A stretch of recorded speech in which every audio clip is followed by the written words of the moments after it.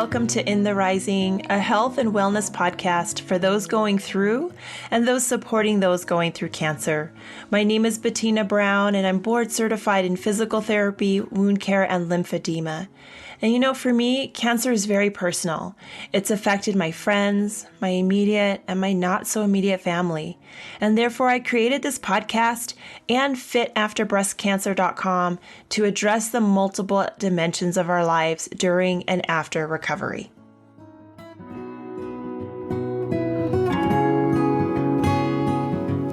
Thank you for being part of In the Rising podcast. Thank you for helping this podcast grow the way you have. Today's episode is really powerful. I had a very, very good conversation with Antonia, author of Underwater Daughter, a memoir of surviving and healing. And she survived sexual abuse. She survived a traumatic physical bike accident, which changed her entire life, and even became at one point dependent on narcotics. Antonia's story is so many of us, like what could have been or what we've gone through. And her rendition and perspective is really powerful, and her vulnerability and wanting to share and help others is powerful. So I'm really eager for you to hear our conversation.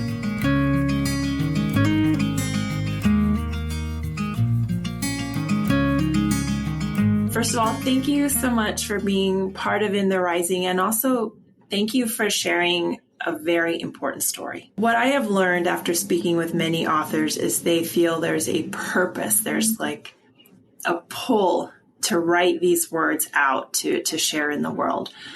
What would you describe was your pull or need to share your story? So thank you for asking, Bettina, and honestly, thank you for having me again. I think the initial pull was a complete disappearance of my identity following an accident, right? I just had a sort of downward spiraling depression / loss of identity. And one thing led to another. The only real thing I could do at that time was write. I'm not a writer by trade or education, but it was the only thing I could do to sort of start hunting and trying to figure out who I thought I was, because it was the accident that I had in 2018 just sort of stripped all my known identity markers.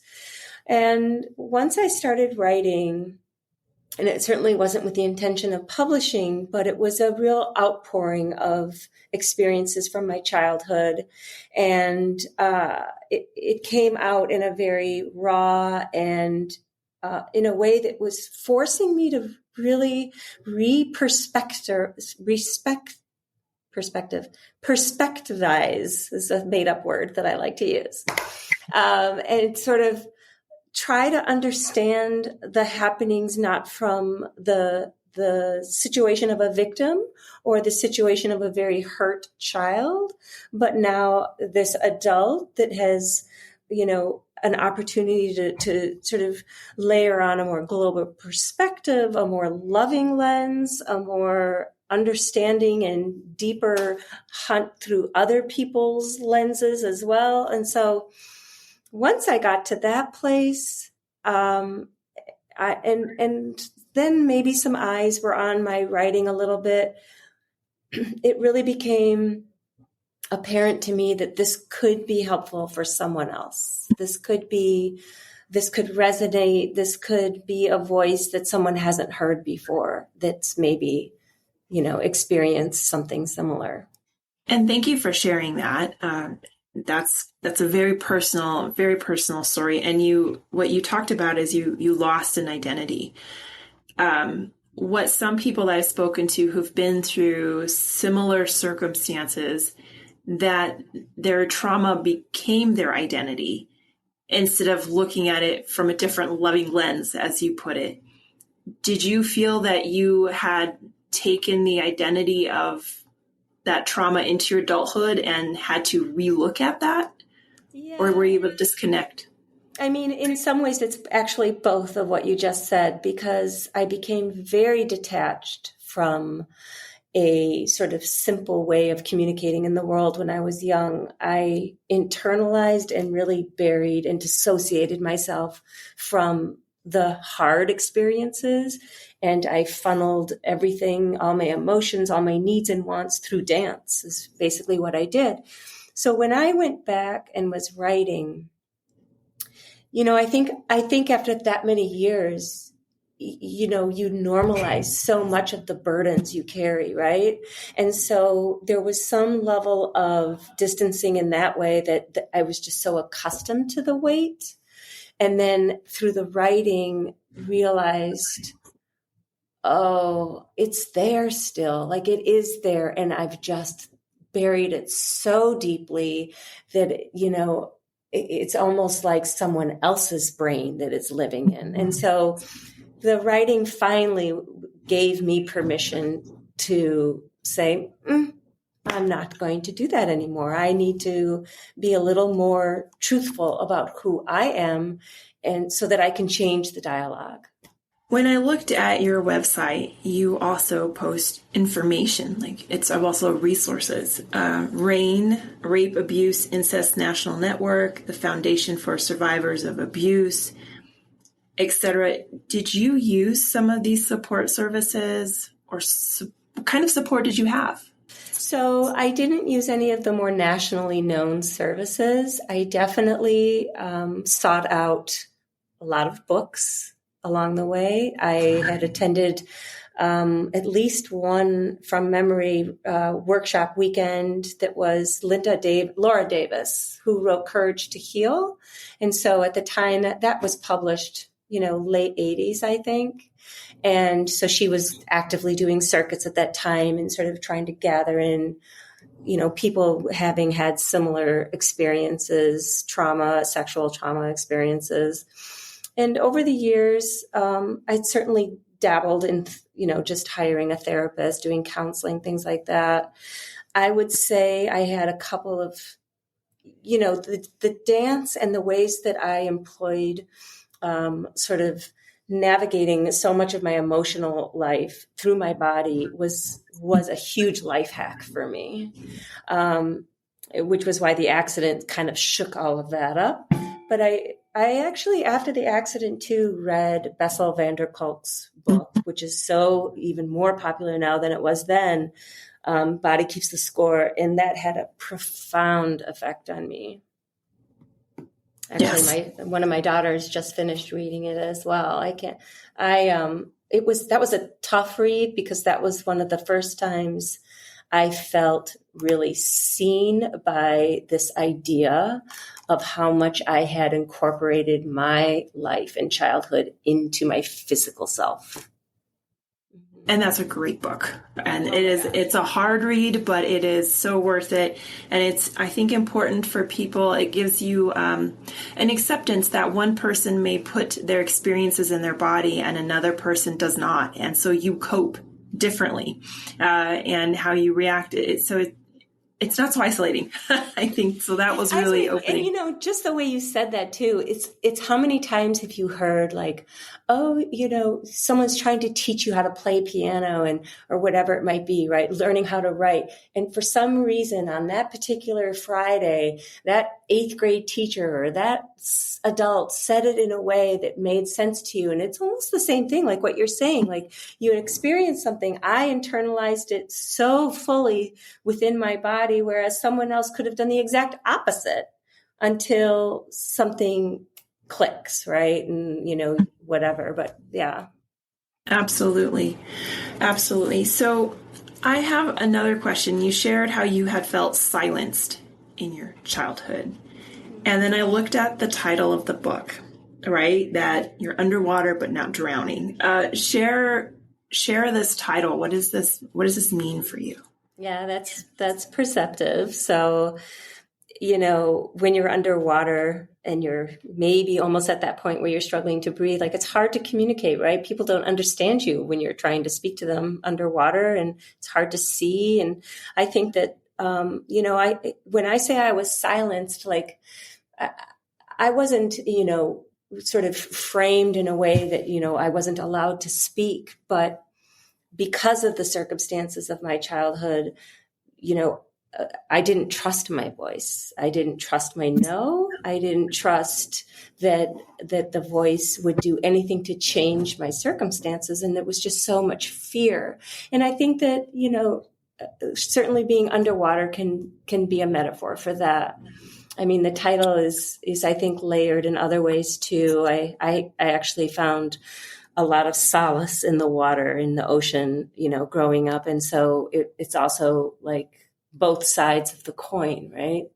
And my dance background, I ended up writing sort of by accident. And my writing was almost like dancing on a page. And I'm a very I pay a lot of attention to the rhythm and the pattern and the movements of the words. And so when trying to come up with a title, coming across the two words underwater daughter together felt so like perfect, the rhythm of it. And then all of the other embedded meanings I could sort of layer on top of that. So I like that perspective that you dance with the words and that has a lot of meaning for you. Mm-hmm. You also mentioned the word trust just now, that you didn't trust your voice. Mm-hmm. Do you feel that you have learned to trust your voice and trust yourself?